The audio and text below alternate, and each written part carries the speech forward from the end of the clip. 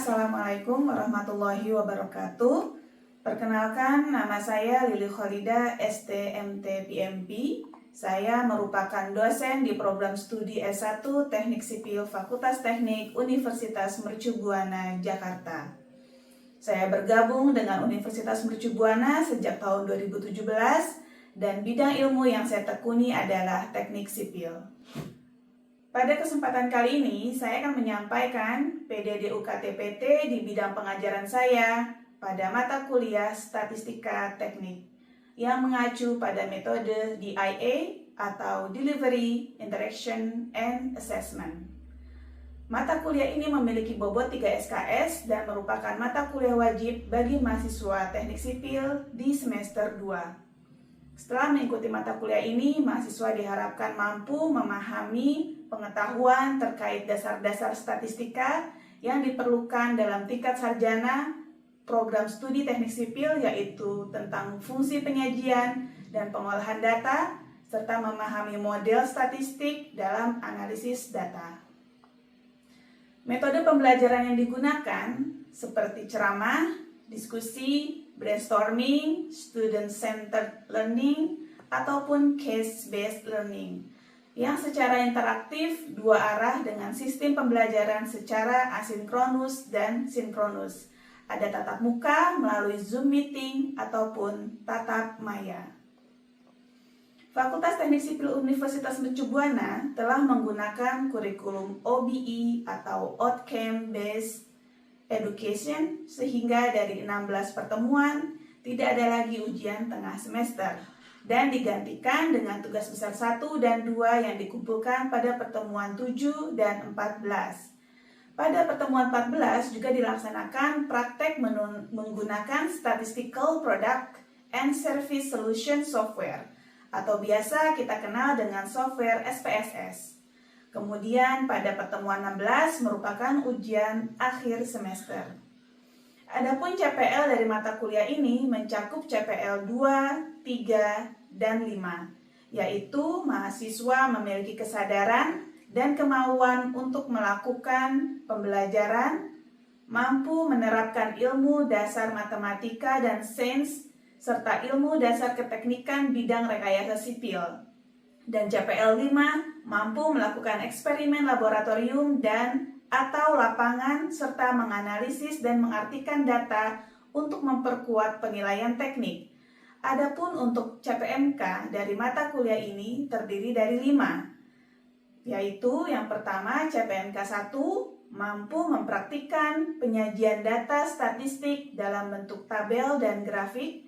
CPMK 2 mengenai kemampuan menghitung probabilitas, nilai harapan, ukuran pemusatan data, dan ukuran penyebaran data.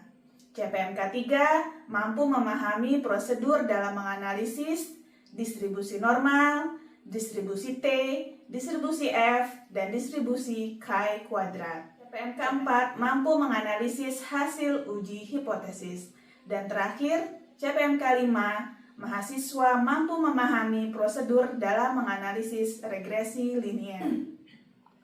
Asesmen pada perkuliahan statistika teknik ini terdiri dari 35% tugas besar 1, 35% tugas besar 2, dan 30% ujian akhir semester untuk kurikulum OBE. Kehadiran tidak masuk dalam perhitungan, namun dalam sistem tetap terhitung sehingga harus menghadiri kurang lebih 80% dari pertemuan. Diharapkan pada pertemuan ke-13 ini, mahasiswa dapat menguasai perhitungan regresi linier sederhana dan regresi linier berganda, bagaimana menentukan persamaan linier dari data yang ada dan melakukan interpretasi dari persamaan linier sederhana dan berganda.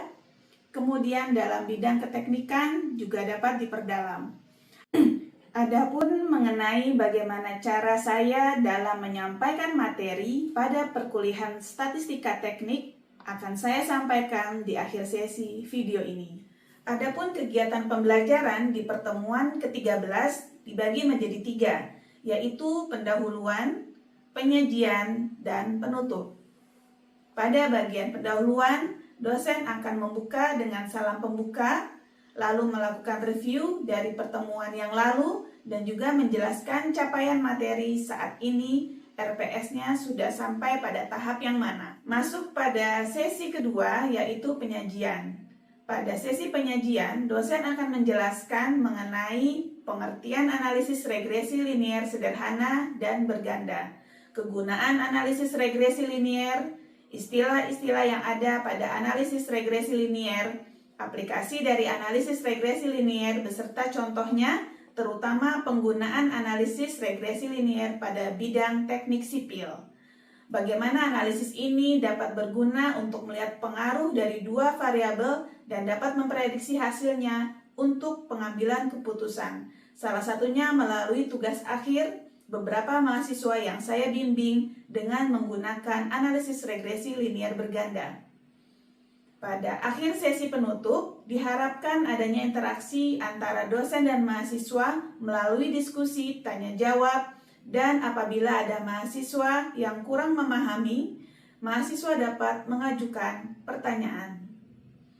Setelah pertemuan pada materi ke-13, mahasiswa diharapkan dapat mengerjakan tugas mengenai kasus yang dapat diselesaikan dengan analisis regresi linier berganda, sehingga mahasiswa dapat memahami aplikasi dari rumus-rumus analisis regresi linier berganda pada dunia keteknikan, khususnya teknik sipil, salah satunya dengan melihat sumber dari tugas akhir yang saya bimbing dengan metode analisis regresi linier berganda, dan sudah dipublikasikan dalam bentuk jurnal nasional terakreditasi Sinta 3 dan 4. Untuk itu, yuk mari kita lihat bagaimana saya membawakan materi analisis regresi linier berganda pada pertemuan ke-13.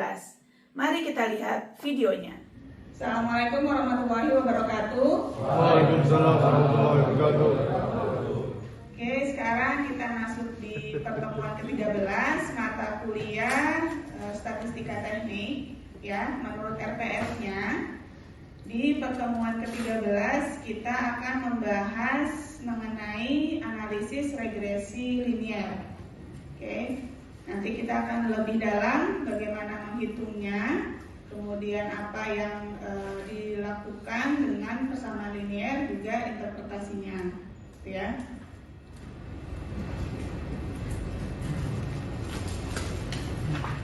Oke, kita sedikit rewind materi dari sebelumnya tentang probabilitas karena akan berkaitan dengan materi hari ini. Kira-kira apa yang dimaksud dengan probabilitas? Siapa yang bisa jawab? Oke, Kaki silakan. Probabilitas itu dimaksudnya itu peluang, Bu. Oke. Itu dia untuk mengukur peristiwa atau kejadian di masa depan, Bu. Masa depan.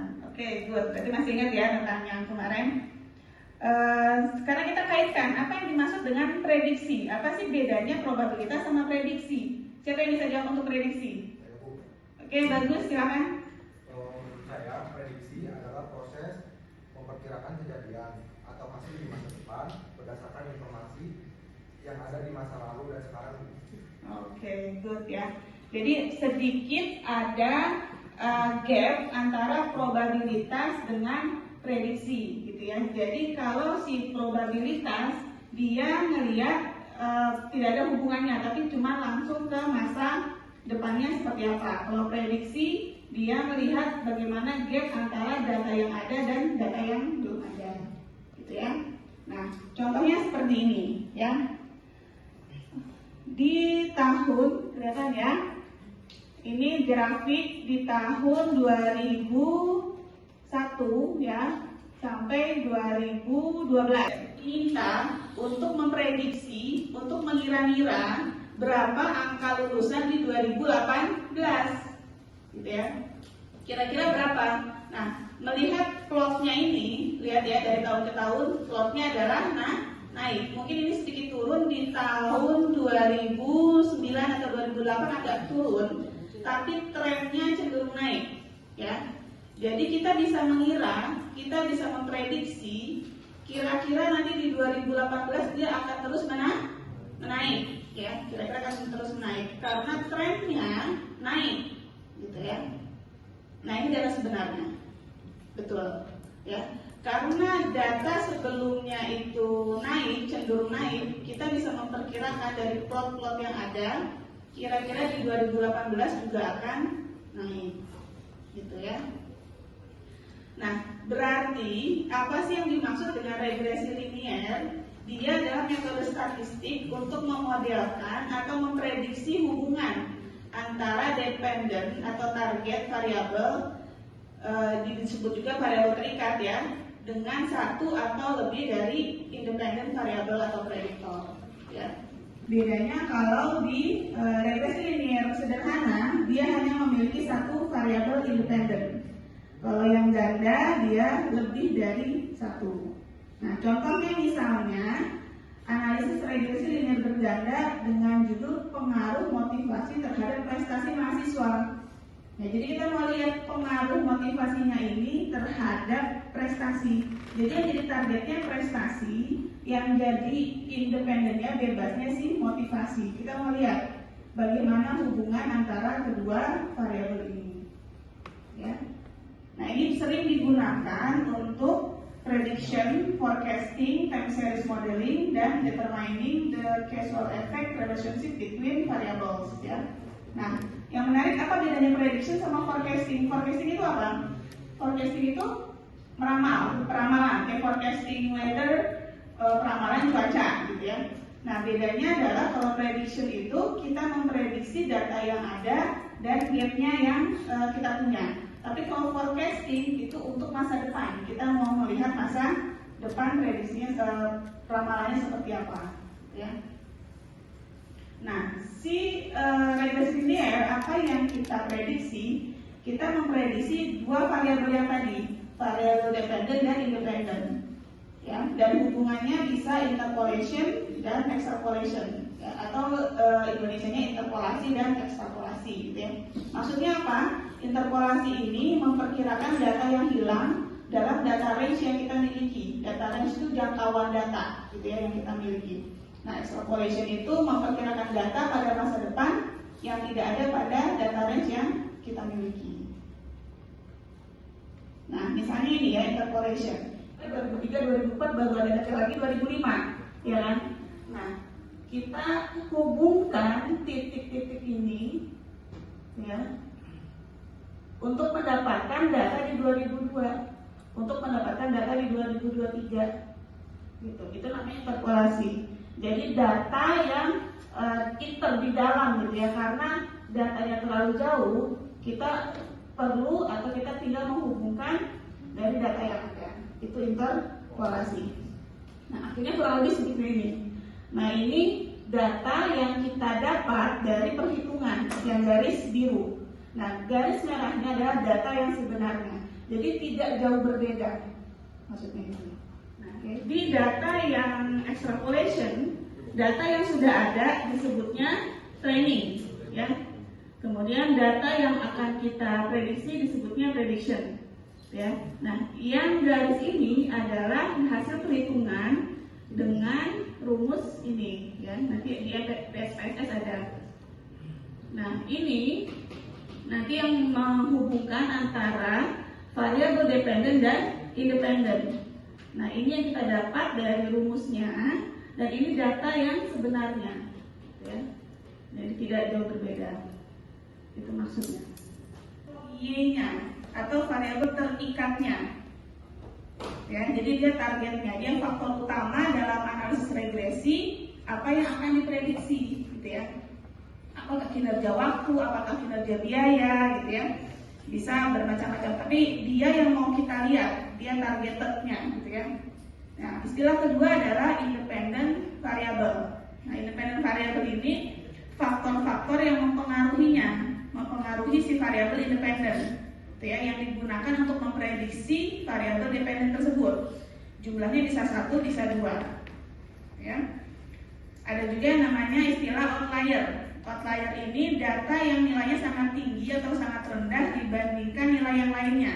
Jadi dia menghambat nilai yang sebenarnya, atau dia jadi menghambat atau tidak memperlihatkan hasil yang sebenarnya. Misalnya kayak tadi, ya, di scatter plot, namanya scatter plot.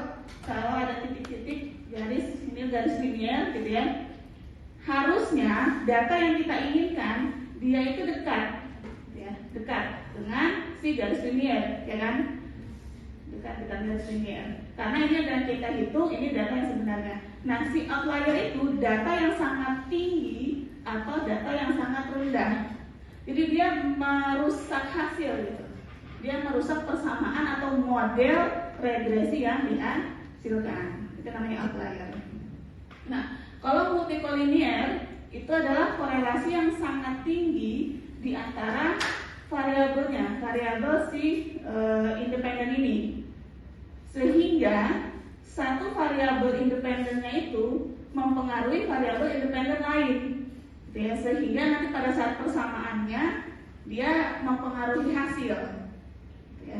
Makanya kemudian dua hal ini harus diperiksa di SPSS kalau kita pakai SPSS dan kemudian dihilangkan sehingga model matematisnya jadi bagus, sehingga hasilnya yang bisa kita dapatkan jadi mencerminkan lebih tepat prediksinya, gitu ya. Sehingga dua masalah ini harus dihilangkan. Paling tidak penting. Dan bagaimana tiap faktor saling mempengaruhi. Yang tadi ini. Jadi kalau di tiap faktor independen, faktor bebas ini terlalu saling mempengaruhi, dia akan merusak hasil modelnya. Makanya kita lihat bagaimana tiap faktor itu saling mempengaruhi, gitu ya. Kemudian contoh aplikasi regresi, ya. Misalnya kita bisa menggunakannya di prediksi curah hujan menggunakan variabel temperatur dan faktor lainnya, atau prediksi kecelakaan perjalanan berdasarkan karakter pengemudi, atau juga bisa pengaruh penerapan desain dan build terhadap waktu, pengaruh waste material terhadap kinerja biaya. Nah, sebagai gambaran ini juga regresi linear, ya. Nah, ini yang tadi saya bilang. Nah, si dependent variable, ya, yang disebutkan di Y, dia yang menjadi target. Nah, ini adalah independent variabelnya. Nah, kita mau lihat apakah hubungannya itu mempengaruhinya kuat atau lemah, atau ada yang di luar dari target, gitu ya. Menggunakan software SPSS yang kita pelajari dari modul 1 sampai modul 13 ini bisa diaplikasikan dalam satu tugas akhir ini, gitu ya. Nah, contohnya analisis faktor penerapan desain and build terhadap kinerja waktu. Ya, kita mau lihat bagaimana kinerja waktu ini targetnya dilihat hubungannya terhadap penerapan desain and build, gitu ya. Kenapa terhadap waktu? Karena seharusnya desain and build itu adalah salah satu jenis kontrak konstruksi. Itu jenisnya kan ada yang lump sum, ada yang unit price, gitu ya. Ada yang design and build. Nah, harusnya dengan design and build, misalnya fondasi didesain langsung dibuild. Biasanya kan yang namanya konstruksi dari desainnya dari awal sampai akhir, ya.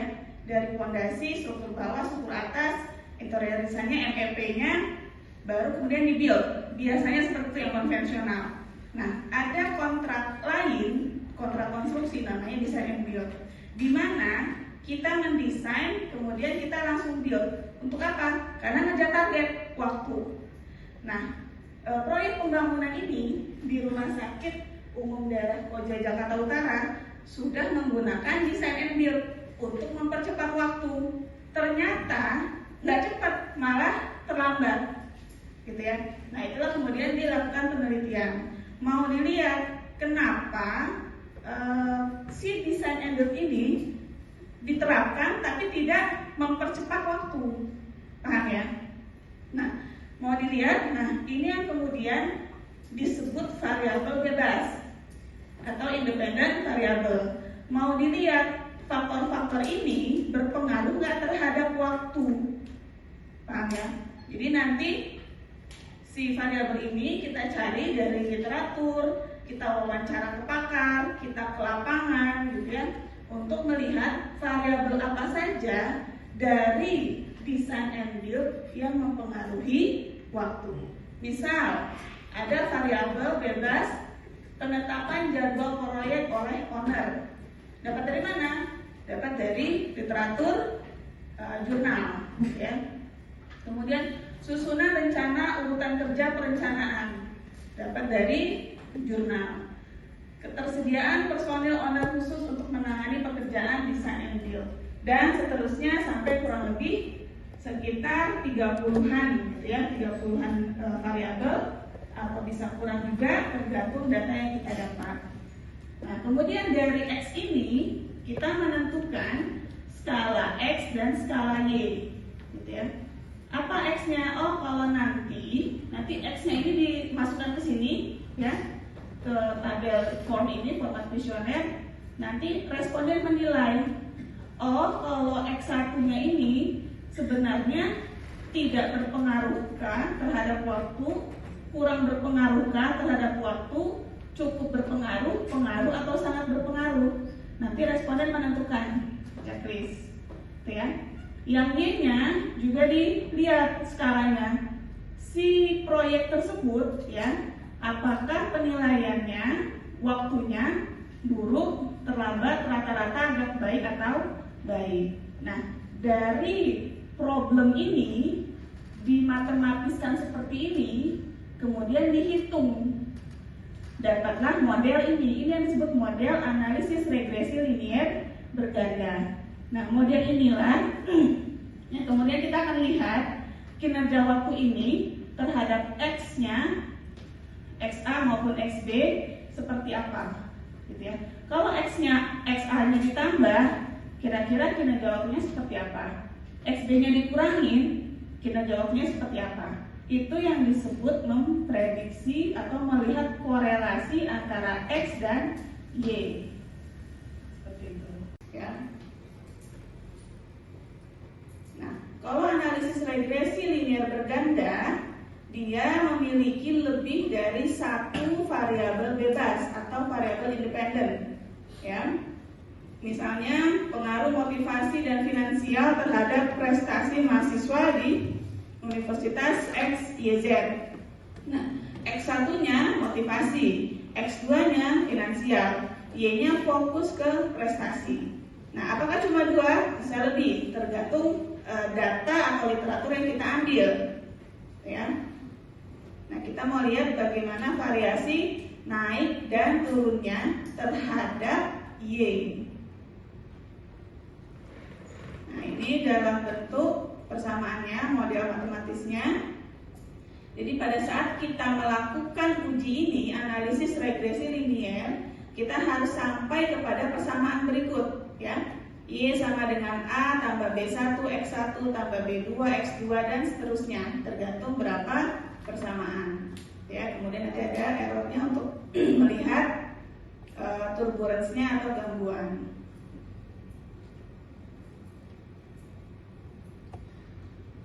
Ini persamaannya juga kurang lebih ya, hampir sama. Y sama dengan A tambah B1 X1 tambah B2 X2 ya.